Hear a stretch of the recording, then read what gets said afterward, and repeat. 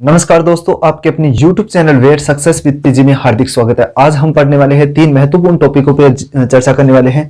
तो अगर आप लोग एंजाइम, हार्मोन्स और एनेस्थीसिया यानी निश्चेतक जो भी पदार्थ होते हैं उनके बारे में अगर जानना चाहते हो तो इस वीडियो को कंप्लीट देखना है। इसके अंदर हम पढ़ने वाले हैं कि एंजाइम कौन कौन से होते हैं और कहाँ से स्रावित होते हैं और क्या होते हैं एंजाइम रियल में, ठीक है। और एंजाइम के कौन कौन से प्रकार होते हैं जो कहाँ पे प्रयोग में लिया जाता है, यानी कहाँ पे उसका यूजेज होता है या उसका कार्य क्या होता है, ठीक है। उसके बाद में हम चर्चा करने वाले हैं हार्मोन्स के बारे में। तो हार्मोन्स कहाँ से निकलते हैं, क्या होते हैं हार्मोन, उनके बारे में पूरी डिटेल, और कौन कौन से हार्मोन होते हैं जो पशु संरचना विज्ञान है उसके अंदर काम में आने वाले हैं, या फिर पशुओं की जो डाइजेशन सिस्टम है या पूरी जो संरचनात्मक जो एनाटॉमी या फिजियोलॉजिकल जो कंडीशन है, कहाँ पे ये जो हार्मोन है वो कहाँ से स्रावित होते हैं और कहाँ पे यूज किए जाते हैं, इनके बारे में हम चर्चा करने वाले।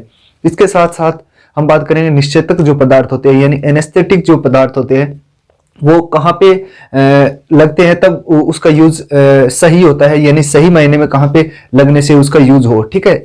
इन 3 टॉपिकों पे हम इस वीडियो के अंदर कवर करने वाले हैं। तो वीडियो को कंप्लीट देखना है। वीडियो पे पहली बार हो या हमारे चैनल पे पहली बार विजिट कर रहे हो तो इस चैनल को सब्सक्राइब करना है आप लोगों को, और इसके साथ साथ वीडियो अच्छा लगे तो वीडियो को लाइक करना है और अपने दोस्तों को शेयर जरूर करना है, ठीक है दोस्तों। तो ज्यादा से ज्यादा दोस्त हमारे साथ जुड़िए ताकि यहाँ पे होने वाली जितनी भी क्लासें हैं वो महत्वपूर्ण क्लासें हैं, एक से बढ़ के एक क्लासें हैं, और काफी सारे दोस्त हैं वो अभी जुड़ रहे हैं। तो जिन्होंने हमें प्यार दिया है उनके लिए हम आपको धन्यवाद देते हैं। तो चलिए स्टार्ट करते हैं वीडियो को। और देखिए दोस्तों, यहाँ पे क्लास स्टार्ट हो उससे पहले मैं आप लोगों को बता देता हूँ एंजाइम और हार्मोन के बारे में चर्चा कर रहे हैं। सबसे पहले हम बात करेंगे एंजाइम्स और हार्मोन्स की, यहाँ पे को रिलेटेड करने वाले, यानी दोनों को मिक्स करके पढ़ने वाले, यानी अंतर पढ़ने वाले हैं कि कौन सा कैसे यूज किया जाता है या कौन सा कहाँ से उत्पन्न होता है, ठीक है। तो एक होता है एंजाइम, देखिए दोस्तों, एक होता है एंजाइम और एक होता है हार्मोन्स। उसके बाद में उसके एग्जांपल्स की बात करेंगे, यानी एक होता है हार्मोन्स, एंजाइम और एक होता है हार्मोन्स। मैं आशा कर रहा हूं कि आपको अच्छे से दिखाई दे रहा होगा और वीडियो को शेयर जरूर करें दोस्तों। एक होता है हार्मोन्स और एक होता है एंजाइम। देखिए दोस्तों, इसका जो अंतर है मुख्य रूप से दोनों के अंतर हम पढ़ते रहेंगे साथ साथ ताकि आपको अच्छे से याद हो जाए और अच्छे से समझ में भी आ जाए। देखिए, ये बहिस्रावी ग्रंथियों से निकलते हैं। ये क्या कहां से निकलते हैं? बहिस्रावी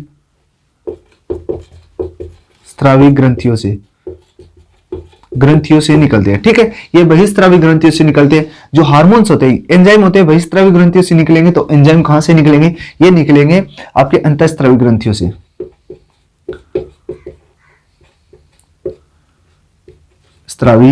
अंतःस्रावी ग्रंथियों से, यानी ठीक है। ये हो गया पहला अंतर। उसके बाद में हम बात कर लेते हैं इसके। तो देखिए दोस्तों, इसमें नलिका होती है, यानी ये एंजाइम होती है, ये बहिस्रावी ग्रंथियों से निकलेंगे। तो एक स्थान से दूसरे, जहां से ये निकलते हैं उसके बाद में दूसरे स्थान पे ले जाने के लिए उनको नलिका की आवश्यकता होगी, यानी नलिका युक्त होता है ये, नलिका युक्त। अब देखिए, बहिस्रावी ग्रंथि है वो नलिका युक्त होगी। नलिका युक्त होगी तो एंजाइम है वो एक स्थान से दूसरे स्थान पे जाने के लिए इनको क्या करना पड़ेगा? नलिकाओं की आवश्यकता होगी, यानी जो वेन्स है, सिरा है, इस प्रकार की नलिकाएं होंगी उनके अंदर। वेन सिरा के अंदर तो क्या होता है? ब्लड बहता है, और इनके लिए यानी बहिस्रावी जो एंजाइम है, मान लीजिए अग्नाशय से एंजाइम निकला और कहीं दूसरी जगह पे ले जाना है इसको, तो ये दूसरे स्थान पे ले जाने के लिए, यहां से यहां तक ले जाने के लिए एक नलिका की आवश्यकता होगी, नलिका। तो ये क्या होंगे? नलिका युक्त या फिर नलिका की आवश्यकता होगी इनको। एंजाइम को क्या, किस चीज की आवश्यकता होगी? एंजाइम को नलिका की आवश्यकता होगी। लेकिन हार्मोन्स को नलिका की आवश्यकता नहीं होती है या नलिका युक्त नहीं होते हैं, नलिका विहीन। देखिए, यहाँ पे अंतःस्रावी जो ग्रंथियां है, अंतःस्रावित जो ग्रंथि है वो हार्मोन्स को वहीं पे स्रावित करती है जहां पे इसकी आवश्यकता होती है। जहां पे वो ग्रंथियां होती है उसी स्थान पे, जैसे मान लीजिए यहाँ पे कोई भी ग्रंथि है, जैसे अग्नाशय ग्रंथि है। अग्नाशय ग्रंथि 2 प्रकार की होती है, एक बहिस्रावी का भी कार्य करता है, अंतःस्रावी का कार्य करता है। मान लीजिए बहिस्रावी की जरूरत हो गई तो वो क्या करेगी? एक नलिका का यूज करेगी, और यानी उसकी नलिका होगी और वहां पे ले जाके ये बहिस्रावी ग्रंथि द्वारा एंजाइम निकाल दिया जाएगा, एंजाइम निकाल दिया जाएगा। लेकिन यहाँ पे देखिए, अगर अंतःस्रावी ग्रंथि जो काम कर रही है, यानी अग्नाशय की जो अंतःस्रावी ग्रंथि काम कर रही है, तो वो यहीं पे क्या करेगी, हार्मोन्स का सिक्रेशन कर देगी। ठीक है, यानी हार्मोन्स का सिक्रेशन कर देगी, तो उसको नलिका की आवश्यकता नहीं पड़ी। लेकिन अगर अग्नाशय ग्रंथि बहिस्राव के रूप में कार्य कर रही है तो एंजाइम निकालेगी। एंजाइम एक स्थान से दूसरे स्थान पर ले जाने के लिए उसको नलिका की आवश्यकता पड़ेगी, और हार्मोन्स को नलिका की आवश्यकता नहीं पड़ेगी। ठीक है, और ये जो है ये एंजाइम है वो पाचन का काम करते हैं। पाचन यानी क्यूनन का कार्य करते हैं। ठीक है, यानी हमारे शरीर के यानी बॉडी पार्ट के अंदर पाचन या क्यूनन का जो कार्य करते हैं, जैसे लार के अंदर एंजाइम होते हैं, जठर रस के अंदर एंजाइम होते हैं, तो इस प्रकार के जो अमाशय के अंदर एंजाइम होते हैं, ये कौन कौन से एंजाइम होते हैं, कहाँ कहाँ पाए जाते हैं, उसके बारे में हम डिटेल से इसी वीडियो के अंदर चर्चा करने वाले हैं। ठीक है, उसके बाद में देखिए दोस्तों, ये पाचन का काम नहीं करते, ये पूरी बॉडी को एक अलग ही तरीके से डिफाइन करने का काम करते हैं। जैसे हार्मोन्स की वजह से क्या होता है, अगर महिला है, महिला के अंदर हार्मोन होते हैं तो उसकी आवाज पतली होती है, दाढ़ी मूछ नहीं आती है। लेकिन मनुष्य के अंदर अगर हार्मोन है, यानी हार्मोन्स है, तो उसके अंदर क्या होगा, दाढ़ी मूछ का आना, आवाज का भारी होना, ये सारे डिफरेंट है, वो किसकी वजह से होता है, डिफाइन करता है हार्मोन्स। ठीक है, एंजाइम क्या करता है, पाचन क्रिया को या बॉडी जो फिजिकल स्ट्रक्चर है उसको बनाने में हार्मोन्स काम करते हैं, और एंजाइम काम करते हैं, और हार्मोन्स है वो पूरी बॉडी को अंतर यानी डिफाइन करने के लिए किसका यूज किया जाता है, हार्मोन्स का। ठीक है, ये हार्मोन होते हैं वो प्रथम संदेश वाहक होते हैं, प्रथम संदेश वाहक के नाम से जाना जाता है। ठीक है, ये इनका ये काम हो गया। देखिए दोस्तों, यहाँ पे हमने बात कर ली, तीन मुख्य अंतर होते हैं। बहिस्राव ग्रंथियां एंजाइम का स्राव करती है, नलिका युक्त होती है, यानी नलिकाओं की आवश्यकता होती है एंजाइम को एक स्थान से दूसरे स्थान पर जाने के लिए। पाचन जो क्यूनन है उनका उपयोग या इसमें इसका उपयोग किया जाता है एंजाइम्स को। ठीक है, अब उसके बाद में बात कर लेते हैं हार्मोन्स की। हार्मोन अंतःस्रावी ग्रंथियां निकालेगी, कौन सी ग्रंथियां निकालेगी, अंतःस्रावी ग्रंथियां निकालेगी। नलिका नहीं होगी इसके अंदर नलिका नहीं होगी, इसके अंदर नलिका की आवश्यकता होगी। ठीक है, हार्मोन्स के अंदर नलिका विहीन होगी। उसके बाद में हम बात कर लेते हैं प्रथम संदेश वाहक के रूप में ये कार्य करता है। ठीक है, ये मुख्य तीन अंतर हो गए हार्मोन्स और एंजाइम को। ठीक है, आप लोग ने यहाँ पे समझ लिया होगा अच्छे से। उसके बाद में हम बात कर लेते हैं कौन कौन से एंजाइम होते हैं और कौन कौन से हार्मोन होते हैं, इनके बारे में प्रॉपर जानकारी ले लेते हैं कि कौन सा एंजाइम कहां से निकलता है। देखिए, सबसे पहले हम बात करने वाले हैं एंजाइम के बारे में। एंजाइम कहां से निकलता है, क्या बनाता है, और किस पदार्थ को किस पदार्थ के अंदर चेंज करता है, यानी एक रूप से दूसरे रूप में किस प्रकार से चेंज करता है। तो पहले हम बात कर लेते हैं एंजाइम के बारे में। एंजाइम, ठीक है, अब एंजाइम के बारे में बात करते हैं। तो पहला जो एंजाइम है हमारा एमाइलेज एंजाइम।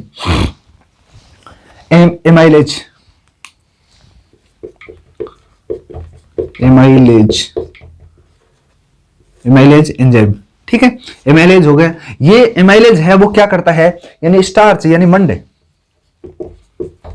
को किस में उत्पन्न करता है, यानी चेंज करता है, वो शर्करा में चेंज करता है, शर्करा में चेंज करता है। और निकलता कहां से है, ये निकलता है अग्नाशय से। कहां से निकलता है, अग्नाशय से निकलता है, अग्नाशय से निकलता है। ये देखिए दोस्तों, पहला जो हमारा एंजाइम है वो है एमाइलेज एंजाइम, जो मंड यानी स्टार्च को शर्करा में परिवर्तन करता है। और कहां से निकलता है, तो निकलता है अग्नाशय ग्रंथियों से, अग्नाशय से निकलता है। ठीक है, ये आपके समझ में आ गया, मैं आशा कर रहा हूं हर एक चीज आपको समझ में आएगी। उसके बाद में जो सेकंड हमारा है वो टाइलिन एंजाइम है, वो भी क्या करता है, मंड यानी स्टार्च को किस में परिवर्तन करता है, वो परिवर्तन करता है माल्टोज में, यानी स्टार्च को किस में परिवर्तन करता है, माल्टोज में परिवर्तन करता है। और ये भी कहां से निकलता है, ये निकलता है देखिए दोस्तों लार ग्रंथियों से, यानी लार से कहां से निकलता है, लार से ये निकलता है। ये आप लोग के समझ में आ गई है। देखिए दोस्तों, टाइलिन जो एंजाइम है वो स्टार्च यानी मंड को माल्टोज में बदलता है और लार से निकलता है। ठीक है, ये बात आपके समझ में आ गई हो। सेकंड यानी थर्ड हमारा है वो है माल्टेज। माल्टेज क्या करता है, देखिए माल्टेज करता है, माल्टोज है यानी माल्टेज क्या करता है, माल्टोज को ग्लूकोज में बदलता है, माल्टोज को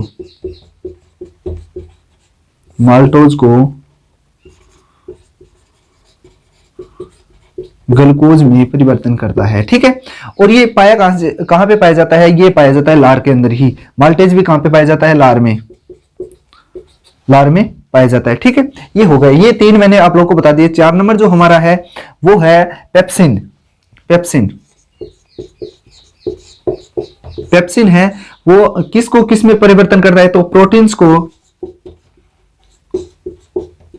को किस में परिवर्तन करता है? तो प्रोटीन को करता है पेप्टोन्स में, पेप्टोन्स में। और जो ये है पेप्सिन्स, ये कहां से निकलता है? ये जठर रस से निकलता है, जठर रस से, यानी अमाशय से। कहां से? अमाशय से, अमाशय से। ठीक है, निकलता है। अब देखिए दोस्तों, पहले मैं आप लोग को इन चारों को समझा देता हूं फिर से। एमाइलेज जो एंजाइम है, ये एंजाइम है, ये एंजाइम है, एंजाइम हो गया। ठीक है, ये पहला उत्पाद है, इसको परिवर्तन करता है, परिवर्तन करता है,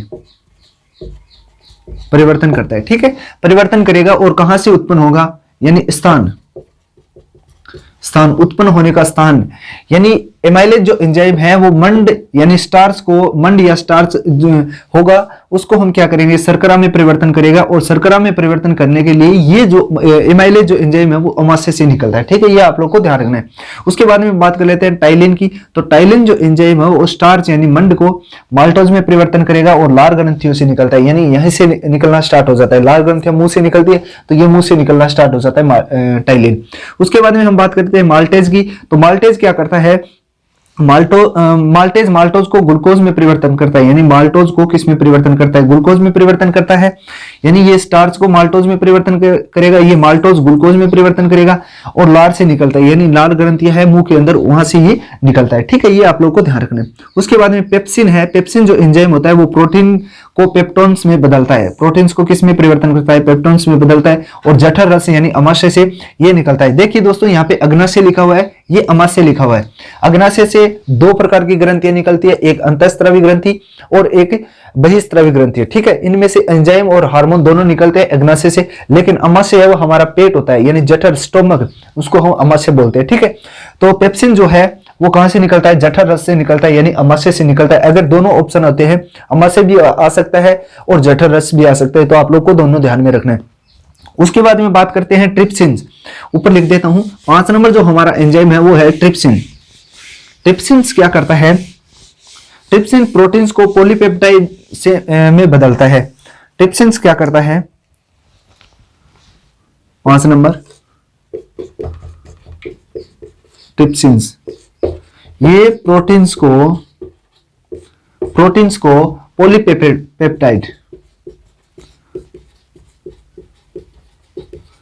पॉलीपेप्टाइड में बदलता है। और निकलता कहां से है ट्रिप्सिन्स? ये निकलता है अग्नाशय से,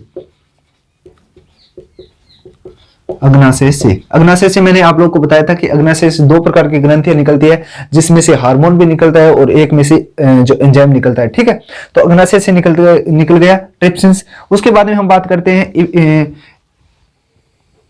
6 नंबर इरेप्सिन्स।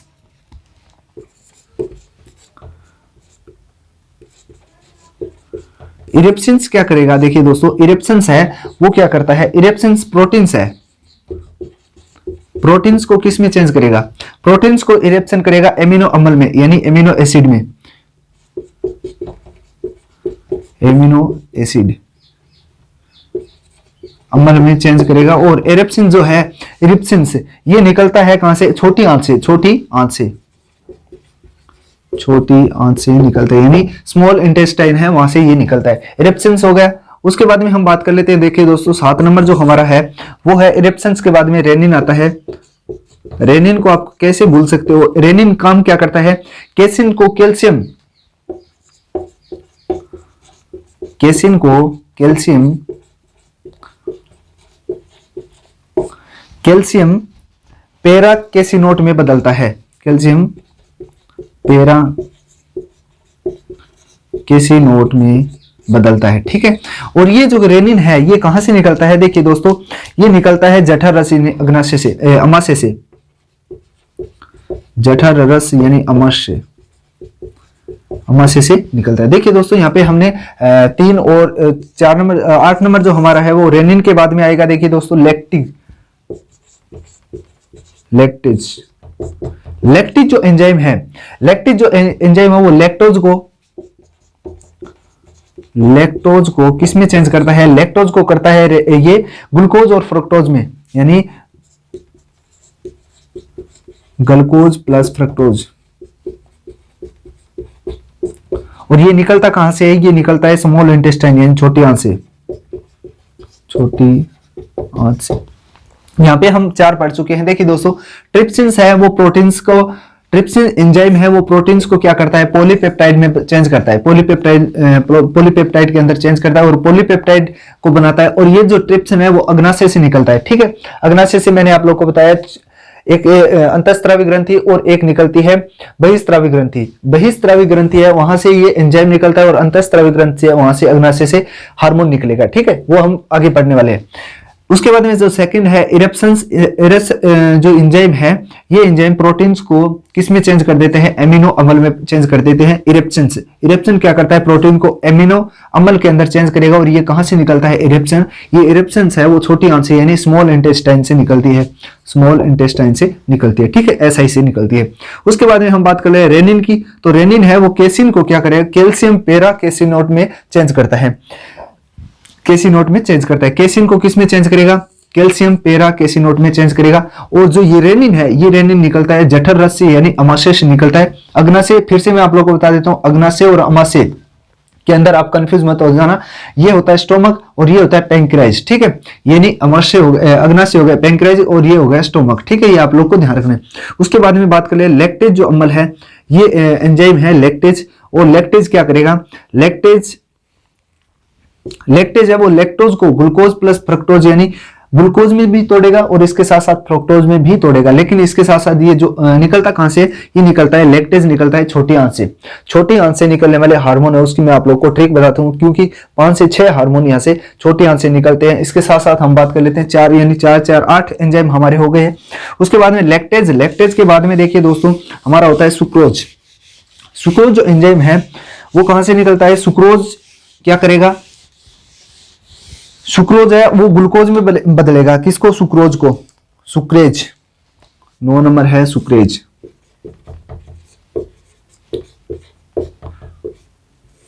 सुक्रेज, सुक्रेज किसको किस में बदलेगा? तो देखिए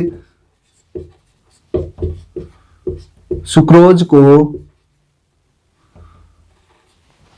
सुक्रेज है यहां पे देखिए दोस्तों, को की मात्रा नहीं है यहां पे, को की मात्रा है। सुक्रेज, सुक्रोज को क्या करेगा? हम ग्लूकोज प्लस ग्लैक्टोज में बदलेगा। ग्लूकोज प्लस ग्लैक्टोज किसमें? ग्लैक्टोज में बदलेगा, ग्लैक्टोज में बदलेगा। अब देखिए ये जो सुक्रोज है ये कहां से निकलता है? ये छोटी आंत से निकलता है। कहां से निकलता है? छोटी आंत से, छोटी आंत से, छोटी आंत से ये निकलता है। देखिए सुक्रेज सुक्रोज को ग्लूकोज और लैक्टोज में चेंज करेगा और छोटी आंत से ये निकलता है। ये आप लोग को ध्यान रखना है। उसके बाद में हमारे 10 नंबर जो एंजाइम है वो है लाइपेज। लाइपेज जो एंजाइम है वसा को यानी स्टार्च, वसा को किस में चेंज करेगा? देखिए दोस्तों यहाँ पे वसीय जो अम्ल है यानी फैटी एसिड होता है, वसीय अम्ल उसके अंदर चेंज करेगा। और इसके साथ साथ ग्लिसरीलोल है,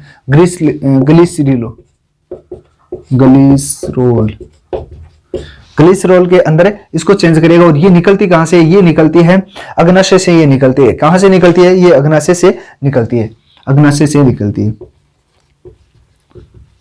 अग्नाशय से ये निकलती है। अब देखिए दोस्तों हमारे यहाँ पे 10 एंजाइम हो चुके हैं। सुक्रोज हो गया, सुक्रोज में चेंज करेगा ग्लूकोज को। देखिए यहाँ पे सुक्रेज है वो सुक्रोज को किस में चेंज कर रहा है?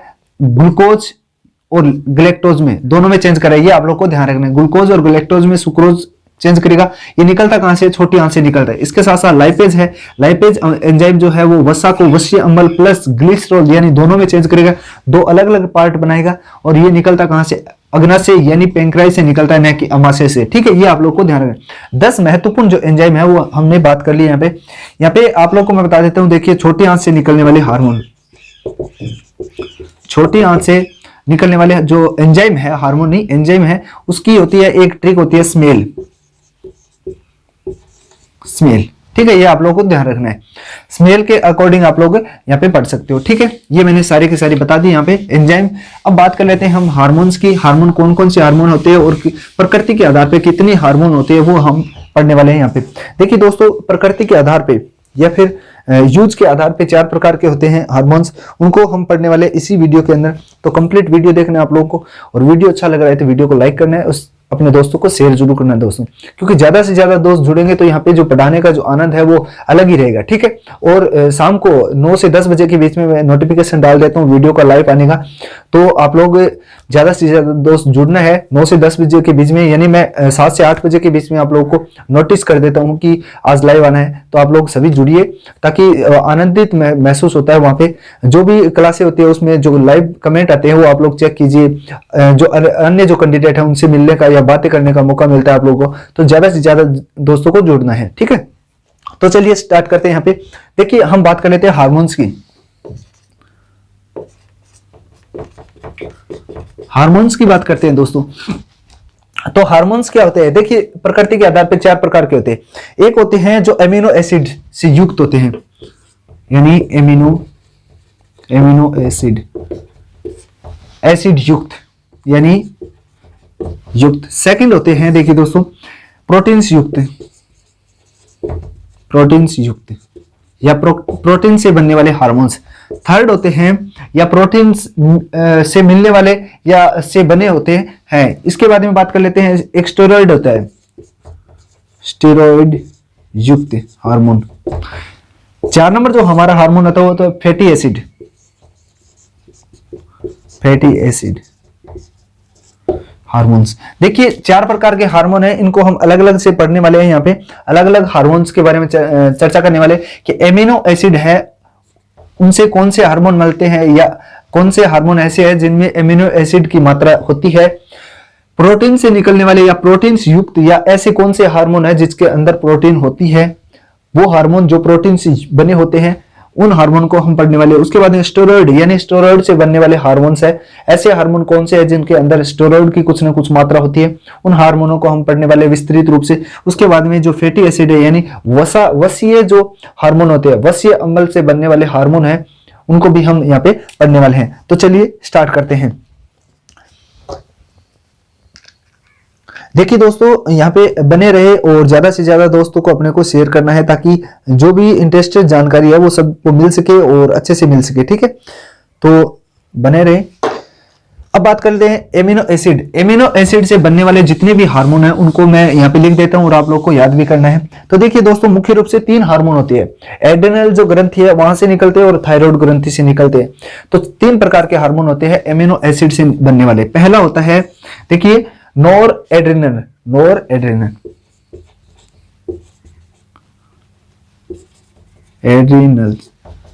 या कह सकते हैं नॉर एड्रेनल। ठीक है, नॉर एड्रेनल जो हार्मोन है वो कहां से निकलता है? एमिनो एसिड से युक्त या बना होता है। सेकंड होता है एड्रेनल हार्मोन, एड्रेनल यानी एड्रेनल हार्मोन। ठीक है, थर्ड जो हार्मोन है वो होता है थायरोक्सिन हार्मोन,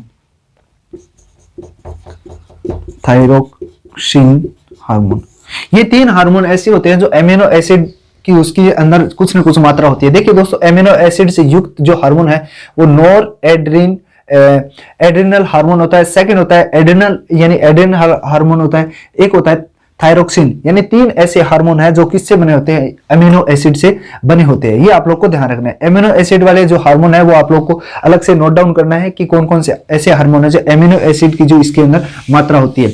उसके बाद में हम बात कर लेते हैं, देखिए दोस्तों, जो प्रोटीन से बने होते हैं, यानी सेकंड जो हमारा वो प्रोटीन से जी, वैसे हार्मोन या वो हार्मोन जिनके अंदर कुछ न कुछ मात्रा प्रोटीन्स की मिली हुई होती है, वो हार्मोन कौन से हार्मोन कहलाते हैं? प्रोटीन्स युक्त हार्मोन कहलाते हैं। प्रोटीन्स युक्त जो हार्मोन है वो मुख्य रूप से अगर पीयूष ग्रंथि और पश्च पीयूष ग्रंथि से निकलने वाले सभी जितने भी हार्मोन्स हैं वो प्रोटीन्स युक्त हार्मोन होते हैं। तो पीयूष ग्रंथि के अगर वह पश्च पीयूष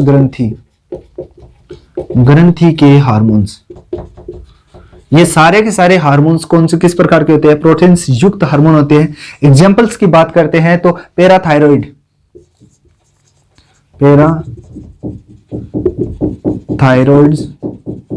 हार्मोन्स, ये जो हार्मोन है पैराथायरॉइड हार्मोन्स, ये भी प्रोटीन्स युक्त हार्मोन होता है। और अगर वह पश्च पीयूष ग्रंथि के हार्मोन है तो सारे के सारे वो भी इसके बने होते हैं, ठीक है, प्रोटीन्स युक्त होते हैं। लेकिन इसके अलावा जो एग्जांपल की बात करते हैं तो पैराथायरॉइड जो हार्मोन है वो यहाँ से निकलता है, ठीक है। उसके बाद में हम बात कर लेते हैं, देखिए दोस्तों, स्टेरॉइड युक्त हार्मोन, यानी 3 नंबर जो हमारा है वो है स्टेरॉइड युक्त हार्मोन। कौन से होते हैं वो भी मैं आप लोग को बता देता हूँ। आप लोग एक अलग से रफ कॉपी बनाइए, उसके अंदर आप नोट डाउन करते रहना ताकि वीडियो फिर से ना देखना पड़े। वीडियो थोड़ा सा लंबा हो सकता है दोस्तों, ताकि जो जितनी भी जानकारी है वो आप लोग को मिल सके और मिलती भी रहे, ये मैं आशा करता रहूंगा। उसके बाद में हम बात करते हैं स्टेरॉइड युक्त हार्मोन्स। स्टेरॉइड युक्त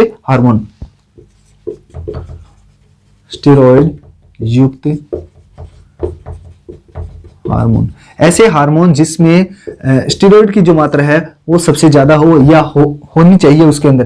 तो इस प्रकार के हार्मोन, काफी हार्मोन होते हैं। जितने भी मेल और फीमेल के अंदर जो हार्मोन होते हैं, जो हार्मोन्स की प्रक्रिया संपन्न करते हैं, वो सारे के सारे जितने भी हार्मोन है वो स्टेरॉइड युक्त हार्मोन होते हैं। जैसे बात करें स्टेरॉइड, इसमें टेस्टोस्टेरोन की बात करते हैं एस्ट्रोजन की, प्रोजेस्टेरोन की, ये सारे के सारे हार्मोन है, ये सब के किसके बने होते हैं? स्टेरॉइड युक्त हार्मोन होते हैं। जैसे कुछ आपने सुना होगा कि बॉडी बढ़ाने के लिए या बॉडी बिल्डिंग जो जिम जाते हैं वो स्टेरॉइड का यूज करते हैं, कैप्सूल का यूज करते हैं, स्टेरॉइड पाउडर का यूज करते हैं। उनके अंदर इसी प्रकार का जो हार्मोन है वो होता है और ये स्टेरॉइड युक्त हार्मोन है, ताकि वो अपना जो प्रभाव वो जल्दी दिखाता है, यानी टाइम से पहले उसका प्रभाव दिखने लग जाता है, ठीक है। ये आप लोग को मैं बता देता हूँ कि कौन कौन से हार्मोन होते हैं। स्टेरॉइड हार्मोन है मुख्य रूप से कितने होते हैं? 5 होते हैं, जो हमारी एग्जाम की दृष्टि से उपयोगी या महत्वपूर्ण है। देखिए दोस्तों, पहला जो हमारा हार्मोन है वो है प्रोजेस्टेरोन। प्रोजेस्टेरोन जो हार्मोन है ये कहां से निकलता है? ये कार्पस ल्यूटियम से बनता है, ठीक है। सेकंड जो हमारा हार्मोन है वो क्या है? एस्ट्रोजन एस्ट्रोजन जो हार्मोन है वो फीमेल के अंदर पाया जाता है। प्रोजेस्टेरोन हार्मोन वो भी फीमेल के अंदर पाया जाता है। ये ग्राफिकल फॉलिकल है वहां से निकलता है, यानी वहां से बनता है। प्रोजेस्टेरोन हार्मोन है कार्पस ल्यूटियम से बनता है, एस्ट्रोजन हार्मोन है ग्राफिकल फॉलिकल से बनता है, ठीक है। ये आप लोग को ध्यान रखना है। थर्ड जो हमारा हार्मोन है वो है टेस्टोस्टेरोन हार्मोन।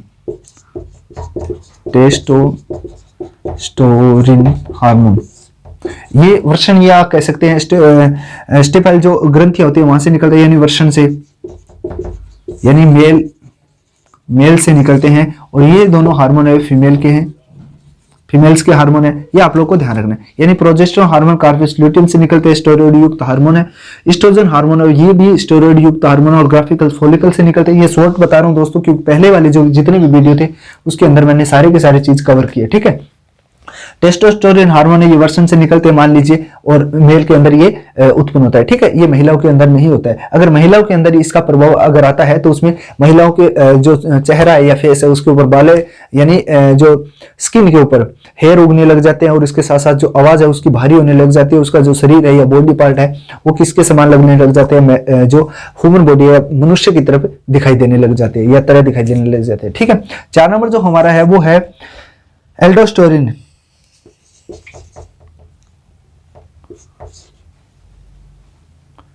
एल्डोस्टेरोन हार्मोन्स, ठीक है, हार्मोन हो गया। 5 नंबर जो हमारा हार्मोन है वो है कौन सा है? Cortisol hormone. ये 5 जो हार्मोन है, या कह सकते हैं कोर्टिसोल हार्मोन, ये 5 जो हार्मोन है ये महत्वपूर्ण है हमारी एग्जाम की दृष्टि से। देखिए दोस्तों, प्रोजेस्टेरोन हार्मोन है, स्टेरॉइड युक्त हार्मोन होता है। एस्ट्रोजन हार्मोन है वो भी स्टेरॉइड युक्त हार्मोन होता है, यानी इसके अंदर स्टेरॉइड की मात्रा होती है। टेस्टोस्टेरोन है वो भी स्टेरॉइड युक्त हार्मोन होती है। एल्डोस्टेरोन है वो भी इसके स्टेरॉइड युक्त हार्मोन होता है। इसके साथ साथ कोर्टिसोल जो हार्मोन है वो भी इसी प्रकार का एग्जाम्पल है। क्योंकि देखिए दोस्तों, यहाँ पे मैं आप लोग को बता देता हूँ स्टेरॉइड का मतलब क्या होता है। अचानक कोई किसी भी चीज में अचानक प्रभाव डालना, या कह सकते हैं यहाँ पे अगर कोई भी भैंस या पशु है या फिर कोई भी जानवर है, उनको अगर स्ट्रेस यानी बंद काल में लाना है, या फिर उसको क्या बोलते हैं, उसको जो मत चक्र है वो कंप्लीट करवाना है, तो एस्ट्रोजन हार्मोन का यूज करते हैं हम फास्टली करवाने के लिए। इसके साथ साथ अगर फीटस को स्थायी या प्रेगनेंसी बनाए रखने के लिए क्या करते हैं, प्रोजेस्टेरोन हार्मोन का यूज करते हैं या प्रोजेस्टेरोन हार्मोन लगाया जाता है। तो ये सारी की सारी चीजें इसी प्रकार की होती है। ठीक है, तो आप लोग देख लीजिए स्टेरॉइड जो हार्मोन है वो 5 होते हैं और आप लोगों को नोट डाउन करना है इसके अंदर, और कौन कौन से हार्मोन है उनको भी आप लोगों को पढ़ना है। ठीक है, ये मैं आशा कर रहा हूं कि आपको अच्छे से समझ में आ रहा है। 3 नंबर हो गए। अब 4 नंबर की बात करते हैं तो फैटी एसिड के कौन कौन से हार्मोन होते हैं। फैटी एसिड युक्त, फैटी एसिड युक्त हार्मोन, ये कौन से हार्मोन होते हैं जिसमें वसीय अम्ल की मात्रा होती है। ऐसे हार्मोन जिसके अंदर वसीय अम्ल की मात्रा होती है वो हार्मोन फैटी एसिड कहलाते हैं। कौन कौन से हार्मोन है देखिए, प्रोस्टाग्लैंडिन यानी PGF2 अल्फा, PGF2 अल्फा जो हार्मोन है ये किस प्रकार का हार्मोन है, फैटी एसिड युक्त हार्मोन है। और सेकंड जो हार्मोन है वो है प्रोस्टाग्लैंडिन हार्मोन। देखिए दोस्तों यहाँ पे फैटी एसिड युक्त हार्मोन PGF2 अल्फा या फिर कह सकते हैं प्रोस्टाग्लैंडिन जो हार्मोन है, ये दोनों किस प्रकार के हार्मोन है, ये हार्मोन है आपके फैटी एसिड युक्त हार्मोन हो गए। ठीक है, ये आप लोगों को मैंने बता दिया। उसके बाद में हम बात कर लेते हैं निश्चेतक, यानी निश्चेतक जितने भी पदार्थ है उनको हम यहाँ पे पढ़ने वाले हैं और पूरा चैप्टर हम कवर करने वाले हैं। हो सकता है थोड़ा सा वीडियो लंबा हो जाए, लेकिन आप लोगों को देखते रहना है। आप लोगों का प्यार बना रहा तो कंप्लीट हम इस वीडियो को या इस चैप्टर को कंप्लीट कर देंगे, ताकि आने वाले जितने भी एग्जाम है उनके अंदर हम 100% लेने की पूरी कोशिश करेंगे। और मैं भी अपना 100% देने की पूरी कोशिश कर रहा हूं, ताकि आपको कहीं ना कहीं, अगर मैं मानता हूं कि अगर 100 नंबर का जो 100 मार्क्स का एग्जाम होता है उसमें से अगर 20 नंबर ऐसे हैं जो मेरी तरफ से मिल रहे हैं आप लोगों को, यानी इन्हीं 4 से 5 क्लास लेने के बाद में अगर 20 नंबर मिल रहे, पहले नहीं मिल रहे थे लेकिन उसके बाद में मिल रहे, तो मैं अपने आप को बहुत ही धन्य साबित करना मानता हूं कि आप लोग की वजह से, आपका प्यार मिलने की वजह से मैं इतनी मेहनत कर पा रहा हूं और आप भी मेरे से ज्यादा या मेरे से दुगनी मेहनत कर रहे हो, ताकि आपको उसमें अचीव मिल सकेगा। ठीक है, एनेस्थीसिया, देखिए शरीर की जो संवेदना है, एनेस्थीसिया सबसे पहले होता क्या है उसके बारे में हम चर्चा कर लेते हैं थोड़ी सी। एनेस्थीसिया यानी निश्चेतक या निश्चेतना। ठीक है, एनेस्थीसिया एनेस्थीसिया। अब देखिए निश्चेतक होता क्या है। सबसे पहले देखिए हमारी बॉडी है, नॉर्मली बॉडी है, उसको क्या करते हैं, उसकी जो संवेदना है, उसकी क्रियाकलाप है या उसकी जो भी एक्टिविटी है उसको क्या करते हैं, एक टाइम के लिए, निश्चित समय के लिए या कुछ समय के लिए उसको बंद कर देते हैं, यानी उसमें जो उत्पन्न होने वाली संवेदना है उसको क्या कर देते हैं, कम कर देते हैं, उसे हम एनेस्थीसिया कहते हैं। और जो निश्चेतक कहते हैं, यानी शरीर में संवेदनाओं को अल्प समय के लिए विलुप्त करना, यानी शरीर की संवेदनाओं को अल्प समय के लिए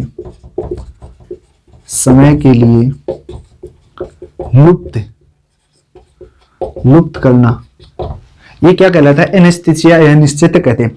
एनेस्थीसिया के 2 भाग होते हैं। एक होता है, कल वाले वीडियो के अंदर मैंने पूरा बताया था कि निश्चेतक जो है उसके 2 भाग होते हैं। एक होता है लोकल एनेस्थीसिया, पहला होता है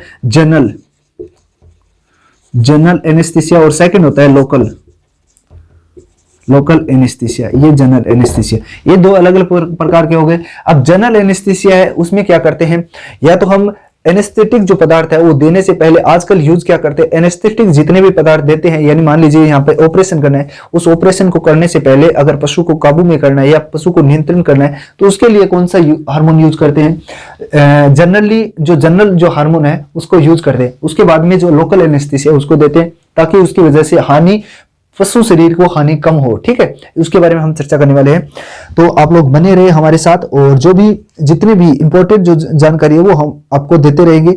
और आप भी, मैं आशा कर रहा हूं कि आप भी हमारे साथ जुड़ के और अच्छा महसूस कर रहे होंगे। ठीक है दोस्तों, तो शेयर कर दीजिएगा एक बार थोड़ा समय।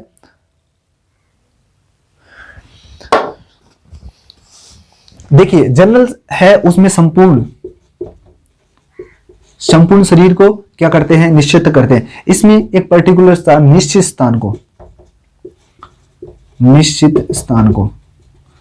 को देखिए, जनरल हो गया, उसके अंदर संपूर्ण स्थान को यानी पूरी बॉडी को करते हैं निश्चित। लोकल में क्या करते हैं, निश्चित स्थान को ये एनेस्थेटिक करते हैं। उसके बाद में हम बात कर लेते हैं, देखिए दोस्तों कौन कौन से होते हैं जनरल एनेस्थेटिक और कौन से नॉर्मली होते हैं। जनरल एनेस्थेटिक में सबसे पहले पशु को काबू करना पड़ता है, यानी पशु को क्या करते हैं, सबसे पहले काबू करते हैं और आक्रामकता को कम करने के लिए मुख्य रूप से दो प्रकार के हार्मोन काम में लिए जाते हैं। हार्मोन नहीं, निश्चेतक जो पदार्थ है वो काम में लिए जाते हैं। तो पशु की आक्रामकता को कम करने के लिए कौन कौन से ऐसे हार्मोन है जो निश्चेतक जो पदार्थ है वो काम में लिए जाते हैं, तो वो हम पढ़ने वाले हैं। देखिए दोस्तों, यहाँ पे देखिए पशुओं की आक्रामकता को कम करने के लिए उपयोग में लेने वाले निश्चेतक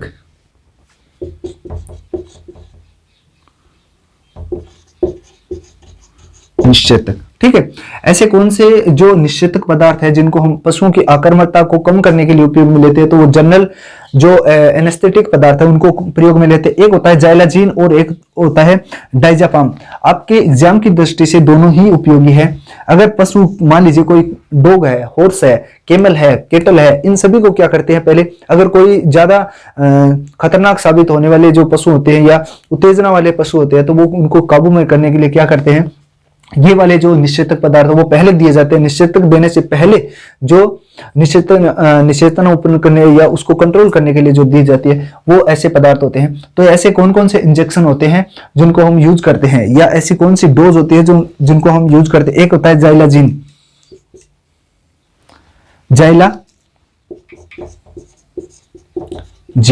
एक होता है जाइलाजीन, और सेकंड जो होता है वो होता है, यहाँ पे जाइलाजीन है और जो एनेस्थीसिया होता है वो जाइलाकेन होता है। ठीक है, ये उसके बारे में मैं डिफरेंस अलग से बता दूं आप लोगों को, कौन सा यहाँ पे यूज करना है और कौन सा एनेस्थीसिया में काम लेते हैं। काफी बच्चे ये कहेंगे कि हम तो निश्चेतना से पहले यूज ही नहीं करते, लेकिन जाइलाजीन होता है वो पर एनेस्थेटिक पदार्थ होता है, पर एनेस्थेटिक पदार्थ यानी निश्चेतना से पहले दिया जाने वाला पदार्थ होता है, ताकि इनसे क्या होता है, पशु कंट्रोल में किया जा सकता है। दूसरा होता है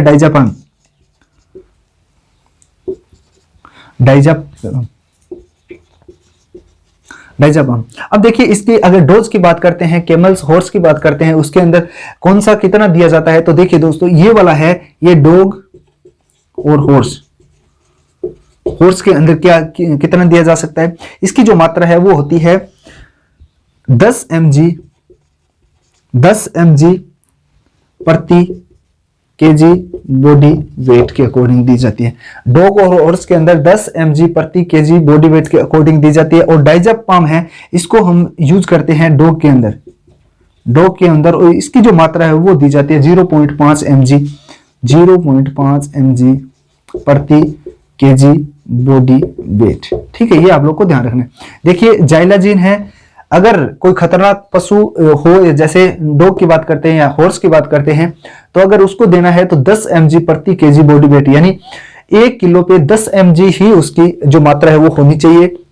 अगर 2 किलो का है तो 20 mg हो गई, 3 किलो का है तो 30 mg हो गई, 4 किलो का है तो इसी प्रकार, 10 किलो का है तो 1 mg यानी 100 mg हो गया। ठीक है, इस प्रकार से आप लोग को देना है। डाइजापाम है, ये भी आप लोग को डॉग में अंदर देना है, तो डॉग के अंदर कितना देना होता है 0.5 mg प्रति केजी बॉडी वेट, यानी 1 किलो पे 0.5 mg, 2 किलो पे 10 mg, 4 किलो पे 20 mg, इस प्रकार से आप लोग को मात्रा इसको बढ़ानी है। कितने किलो का डॉग है तो उसके अकॉर्डिंग आप लोग इसमें मात्रा को बढ़ा सकते हो या घटा सकते हो। ठीक है, ये हो गया। उसके बाद में एंटीसियालिक्स जो होता है, यानी लार को कम करने वाले जो एनेस्थेटिक जो पदार्थ होते हैं, यानी मान लीजिए किसी भी पशु की ज्यादा लार आ रही है या लार ग्रंथियां ज्यादा लार स्रावित कर रही है, मुंह से ज्यादा लार बाहर आ रही थी, उनको कंट्रोल करने के लिए ऐसे जो एनेस्थेटिक पदार्थ है वो एंटीसियालिक्स कहलाते हैं, यानी लार को कम करने वाले हार्मोन्स। यहाँ पे मैं लिख देता हूं, लार को कम करने वाले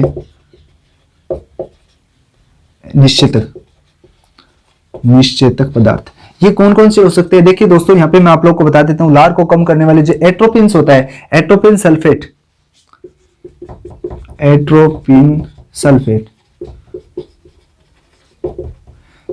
जो सल्फेट होता है, ये ज्यादा यूज किया जाता है और लार को कम करने के लिए इसका उपयोग किया जाता है। और जो डॉग के अंदर इसकी जो मात्रा है वो होती है, डॉग के अंदर यहाँ पे लिख देता हूं थोड़ा सा, डॉग के अंदर जो इसकी मात्रा होती है mg प्रति केजी बॉडी वेट। ठीक है, ये आप लोगों को ध्यान रखना है।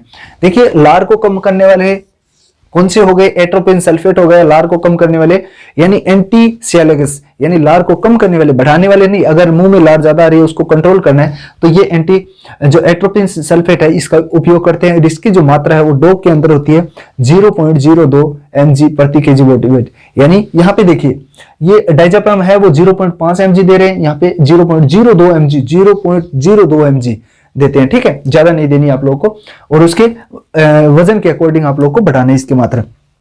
उसके बाद में बात कर लेते हैं कि पशुओं को निषेचक ऐसे जो पदार्थ है, यानी अगर ऐसे कोई जानवर है जिनको हम नहीं पिला सकते या इंजेक्शन भी नहीं लगा सकते हैं तो हम क्या करते हैं, उसको सुंघाते हैं। यानी सुंघाकर जो एनेस्थेटिक जो पदार्थ दिए जाते हैं वो ऐसे कौन कौन से होते हैं, तो यहाँ पे बात कर लेते हैं जो सुंघाकर निषेचक करने वाले पदार्थ, सुंघाकर निषेचन उत्पन्न करने वाले पदार्थ। तो देखिए सुंघाकर, जैसे घोड़ा है, डॉग है, उनको सुंघाकर भी हम बेहोश कर सकते हैं। ठीक है, ऐसे कोई जानवर हो जिनको हम खतरनाक हो तो उसके पास नहीं जा सकते, लेकिन उसके जो नाक है उसके पास में कोई गैस या पदार्थ छोड़ देते हैं जिसकी वजह से वो क्या होते हैं, बेहोश हो जाते हैं। उसके बाद में उसका ट्रीटमेंट किया जा सकता है, तो सुंघाकर भी उसका यूज किया जाता है। तो मुख्य रूप से 4 से 5 जो एनेस्थेटिक जो पदार्थ है वो मैं आप लोग को बता रहा हूँ और आपको वो याद करने। ठीक है, इथर हो गया एक, तो इथर का उपयोग सुंघाकर यूज किया जाता है। उसके बाद में नाइट्रस ऑक्साइड हो गया, नाइट्रस ऑक्साइड हो गया। उसके बाद में सेकंड हो गया, उसके बाद में क्लोरोफॉर्म हो गया, क्लोरोफॉर्म का यूज भी किसमें किया जाता है, इसी में इसका यूज किया जाता है कि सुंघाकर किसी भी पशु को बेहोश किया जा सकता है। ये मुख्य रूप से 3 जो है एनेस्थेटिक पदार्थ है जो किसमें यूज किया जाता है, सुंघाकर निषेचन करने में उपयोगी है। देखिए इथर हो गया और नाइट्रेट ऑक्साइड हो गया और क्लोरोफॉर्म हो गया। ठीक है, ये सारी की सारी चीजें हो गई। उसके बाद में हम बात कर लेते हैं निश्चित, यानी इंजेक्शन के द्वारा कौन कौन से ऐसे जो निषेचन करने वाले पदार्थ है या इंजेक्शन कौन कौन से बने हुए हैं जो हमारे फील्ड के अंदर या फिर कह सकते हैं इनके लिए यूज किए जाते हैं इस डिपार्टमेंट में, यानी वेटरनरी डिपार्टमेंट में यूज किए जाते हैं। महत्वपूर्ण जो इंजेक्शन है वो मैं आप लोग को बता देता हूं। देखिए दोस्तों, इंजेक्शन के रूप में निषेचन करना,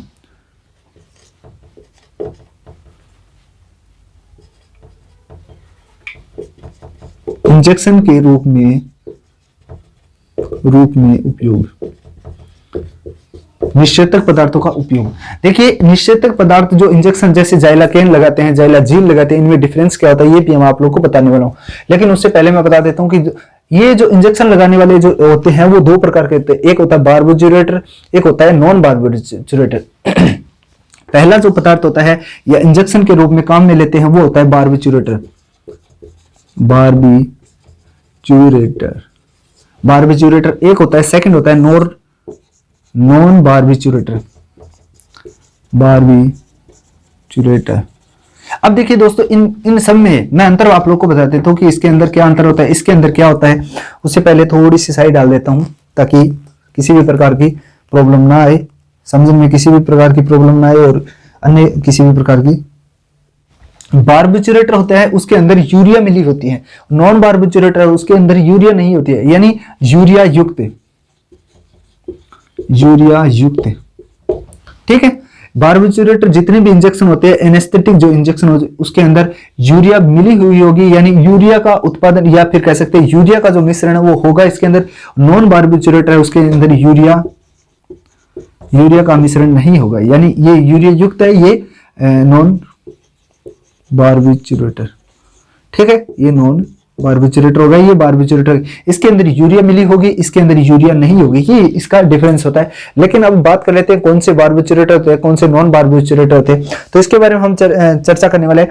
देखिए दोस्तों, यहाँ पे थायोपेंटोन सोडियम होता है, थायोपेंटोन सोडियम।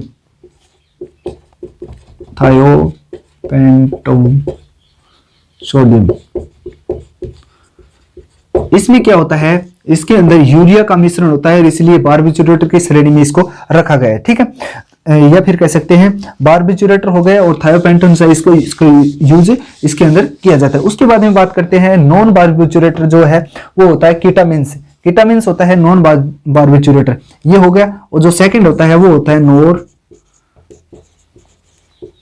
बारबिचुरेटर। इसके अंदर यूरिया नहीं होती है, यूरिया नहीं होती है। और इसका जो उपयोग होता है, थायोपेंटन्स हो गया, सोडियम, ये हो गया बारबिचुरेटर। नॉन बारबिचुरेटर है, इसका जो उपयोग होता है, या फिर कौन सा ऐसा इंजेक्शन होता है जिसका इसमें उपयोग किया जाता है। तो हमारे जो एग्जाम्स की दृष्टि से देखें तो कीटामिन से, कीटामिन एक इंजेक्शन होता है, वो डोग के अंदर लगता है, यानी डोग के अंदर इसका उपयोग किया जाता है। और डोग की जो मात्रा होती है वो होती है 10 mg प्रति KG body weight, KG body weight. ये आप लोगों को ध्यान रखना है। देखिए कीटामिन है, उसकी जो मात्रा है वो डोग के अंदर लगती है। कीटामिन किस में उपयोग किया जाता है? नॉन बारबिचुरेटर, यानी यूरिया इसके अंदर नहीं होता है।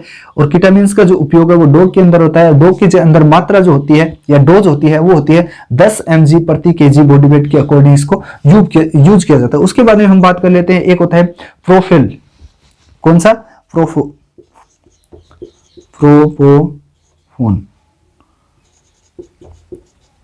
प्रोपोफोन होता है। ये क्या किस में उपयोगी लिया जाता है? ये भी डॉग के अंदर यूज लिया जाता है। देखिए दोस्तों, यहाँ पे केटल्स, हॉर्स, उनकी मैं मात्रा नहीं लिख रहा हूँ क्योंकि ज्यादातर यहाँ पे डॉग के अंदर यूज लिया जाता है। हो सकता है, ये संभावना यही है कि डॉग के वाले जो क्वेश्चन है वो आपको ज्यादा देखने को मिल सकते हैं। डॉग के अंदर जो इसकी मात्रा है वो होती है 6.6 mg प्रति केजी बॉडी वेट, ठीक है, ये हो गया। देखिए कीटामिन की जो मात्रा है वो 10 mg प्रति केजी बॉडी वेट हो गया। और प्रोफोन है, उसकी जो मात्रा है वो डॉग के अंदर 6.6 mg प्रति केजी बॉडी वेट हो गया। अब बात कर लेते हैं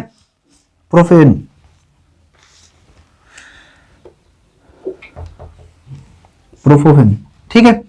अब बात कर लेते हैं लोकल एनेस्थीसिया कौन कौन से होते हैं। हमने यहाँ पे बात कर ली जनरल एनेस्थीसिया। ये सारे के सारे जो जितने भी एनेस्थीसिया हम पढ़ रहे थे वो जनरल एनेस्थीसिया थे, जिनका उपयोग हम पूरी बॉडी को अनिश्चित करने के लिए यूज करते थे। लेकिन अब बात कर लेते हैं जो ऐसे कौन से एनेस्थेटिक पदार्थ है जिनको हम यूज कर सकते हैं, जो पर्टिकुलर स्थान के लिए उपयोग में लेते हैं और जिनकी अगर मात्रा ज्यादा भी हो जाए तो कोई भी प्रॉब्लम वाली बात नहीं होती है, ठीक है। हम बात कर लेते हैं लोकल एनेस्थीसिया। तो लोकल एनेस्थीसिया ऐसे होंगे जो पर्टिकुलर स्थान को निश्चित करते हैं, यानी लोकल एनेस्थीसिया, ठीक है। लोकल एनेस्थीसिया में पूरे शरीर को निश्चित नहीं किया जाता है, तो पर्टिकुलर निश्चित स्थान को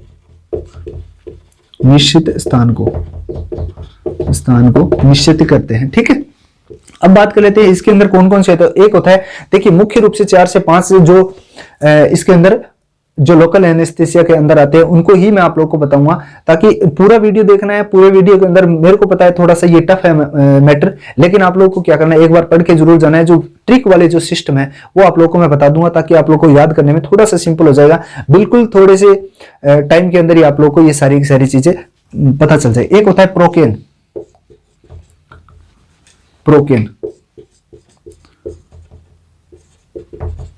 HCl हाइड्रोक्लोराइड। सेकंड जो होता है निश्चेतक पदार्थ वो होता है कौन सा? लिग्नोकेन।